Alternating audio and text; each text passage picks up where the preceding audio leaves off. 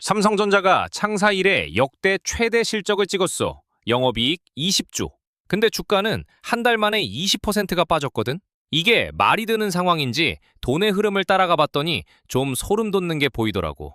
외국인들이 3월 한 달 동안 13조 원어치를 던졌어. 6거래일 연속이야. 근데 재밌는 게 뭐냐면 이 폭락을 만든 원인이라는 게 하나 있거든?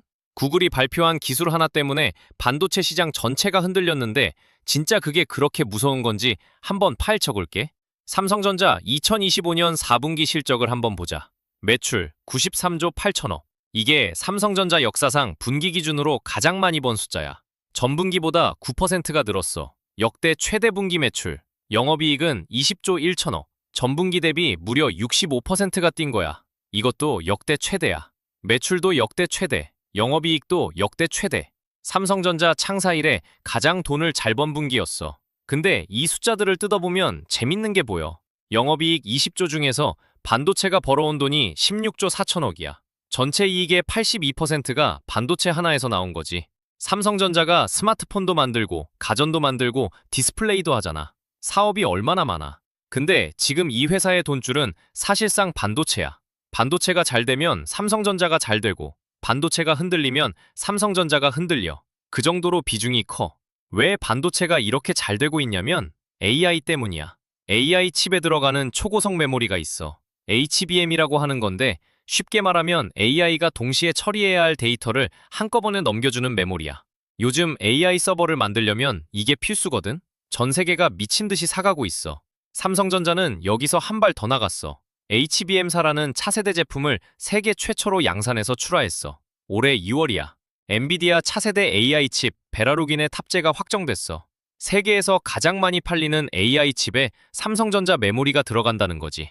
그러면 앞으로의 실적 전망은 어떨까? 2026년 연간 영업이익 전망치를 보면 증권사마다 좀 다른데 키움증권이 200조를 잡았어. 모건스탠리는 245조를 찍었어. 국내 컨센서스도 133조야. 보수적으로 잡아도 올해보다 몇 배를 더 벌 거라는 얘기지.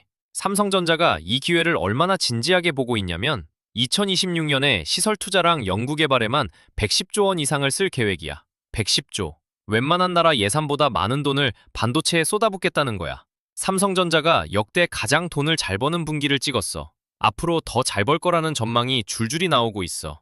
돈도 역대급으로 투자하고 있어. 그런데 시장은 팔아 했거든? 주가가 한 달 만에 20% 넘게 빠졌어. 2월 27일에 21만 6천 원이던 주가가 3월 27일에는 17만 2천 원대까지 내려왔어. 역대 최대 실적을 찍고 있는 회사 주가가 이렇게 빠지는 게 말이 돼? 근데 말이야, 이 역대 최대 실적이 아무 의미가 없어질 수도 있다는 뉴스가 하나 터졌거든? 그래서 대체 뭐가 이 폭락을 만든 건지 추적해봤어.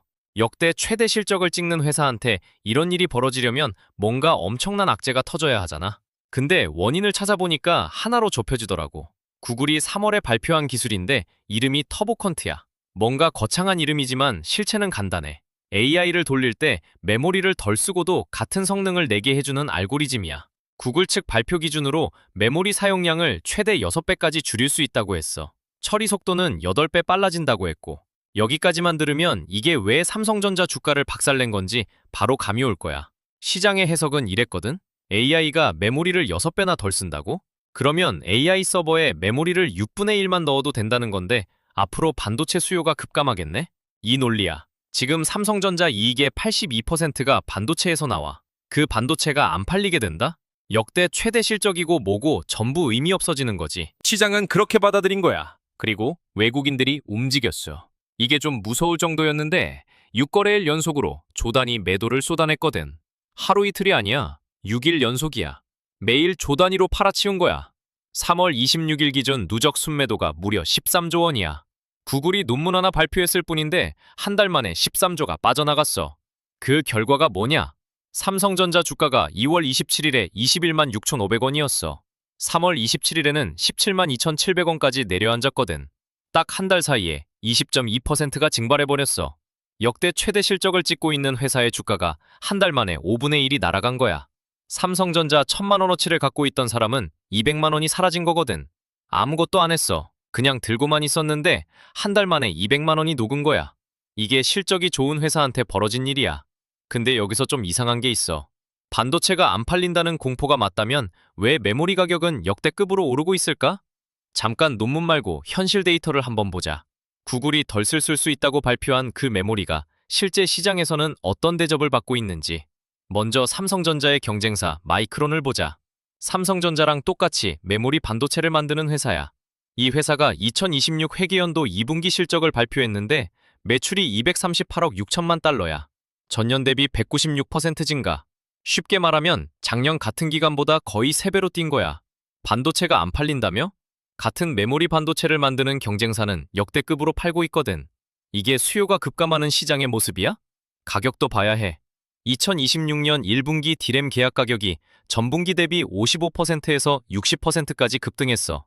일부 분석에서는 90%에서 95%까지 올랐다고 보고 있고, 낸드 플래시 가격도 전분기 대비 40%에서 60% 뛰었어.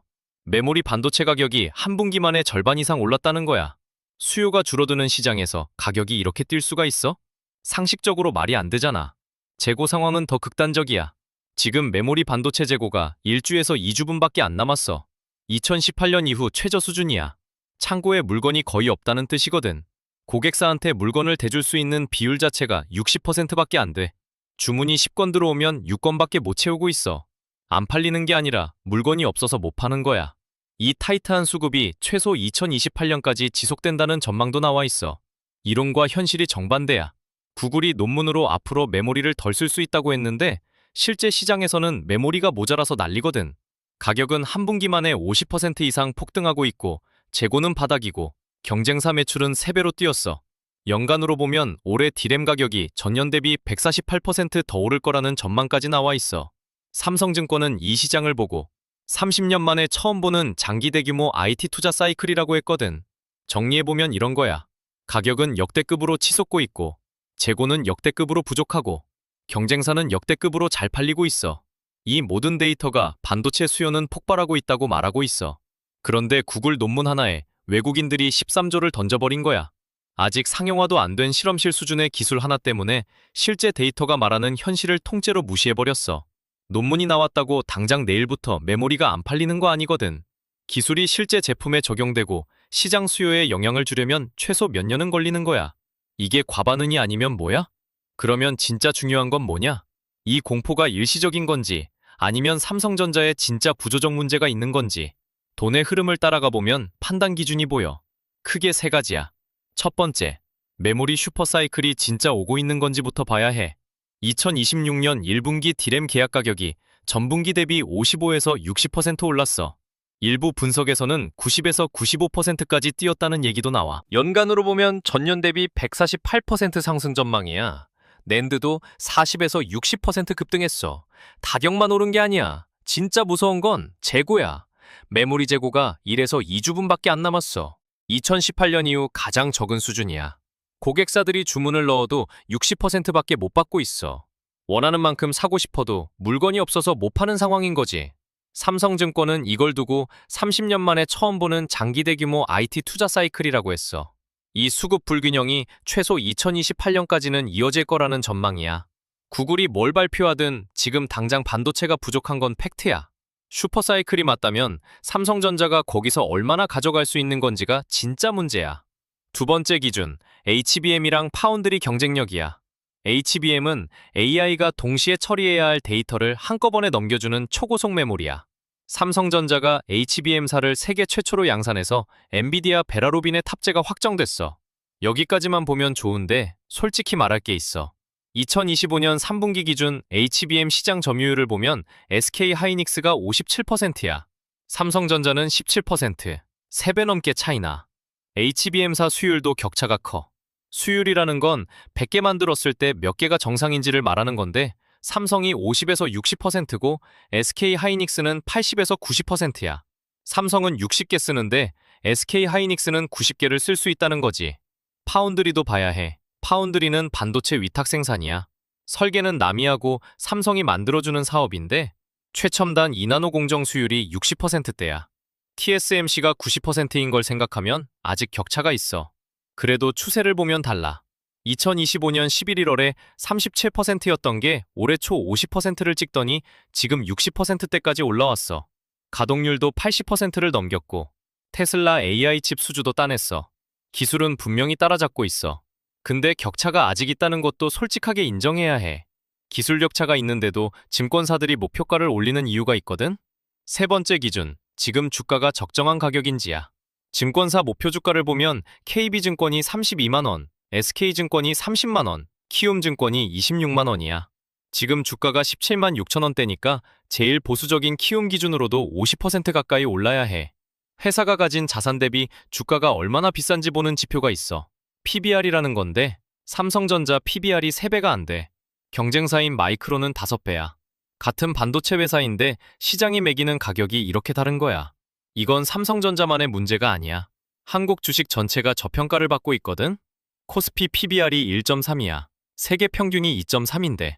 같은 실적을 내도 한국 기업이라는 이유로 주가가 낮게 평가받는 거야. 코리아 디스카운트라고 하지. 근데 여기서 하나 더 봐야 할 게 있어.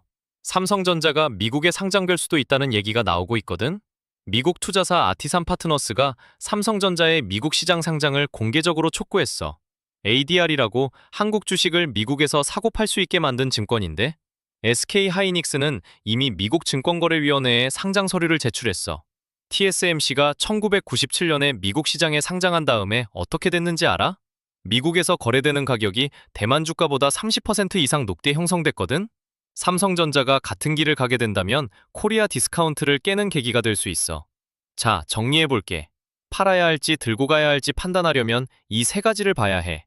메모리 슈퍼사이클이 진짜 진행 중인지, 삼성전자가 HBM이랑 파운드리에서 격차를 좁히고 있는지, 그리고 지금 주가가 이 회사의 가치를 제대로 반영하고 있는지. 공포는 분명히 과장된 면이 있어. 구글 논문 하나에 13조가 빠져나간 건 시장이 과하게 반응한 거야. 근데 삼성전자가 풀어야 할 숙제도 분명히 있어. HBM 점유율 격차, 파운드리 수율. 이건 하루아침에 해결되는 문제가 아니거든. 결국 이건 아무도 대신 답해줄 수 없어. 데이터를 보고 스스로 판단하는 수밖에 없어. 이 영상이 그 판단에 조금이라도 도움이 됐다면 좋아요 한번 눌러줘. 삼성전자 주가 흐름은 계속 추적할 테니까 구독도 해두면 놓치지 않을 거야.